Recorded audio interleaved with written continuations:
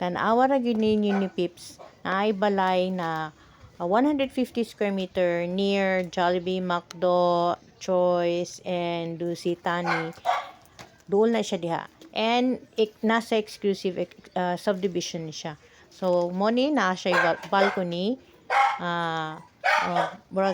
May overlooking and na siya mga plant. And morning portion sa ilahang living room. Kana mo ng living room nila. And naapoy isa ka room dito ng white na door.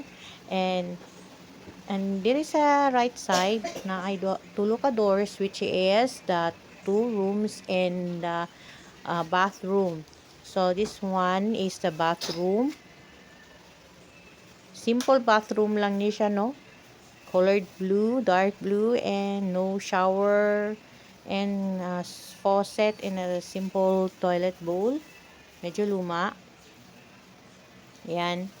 And this one in the right side na room,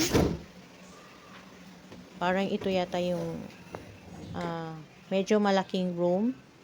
Nakasira po ang isang window and may existing na cabinet tsaka bed frame. And then may existing din na cabinet for the decorations or whatever. And itong portion na to is the kitchen. This is the kitchen. And this other door is another room which is very small.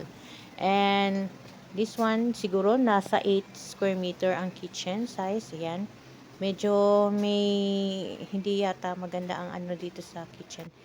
And this is the door. And may existing cabinets din. And look at that. And medyo something. And then this is the outside ng kitchen. And ayan, medyo nasira yung window sa loob ng room.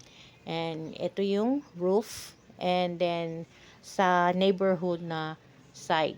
And naka PVC ang ilahang sandayong.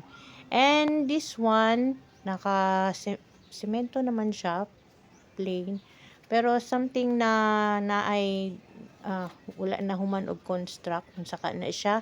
And the floor during area medyo ma-slide ka, delikado kay medyo na ay mga mousse. And this one maybe the laundry portion. Okay, may faucet. Kung you're doing the washing clothes, diri ka magbuhat. And yung window naka-screen, medyo sira na po. Ayan. And may firewall sa kabila. Naka-PVC yung yung daanan ng kuan sa kitchen, no? And then magbaba ta kay naay ang careful ta kay medyo slide ang floor. And this is the side view of the balcony. Yan. And muna na siyang outside. So naay siya driveway siguro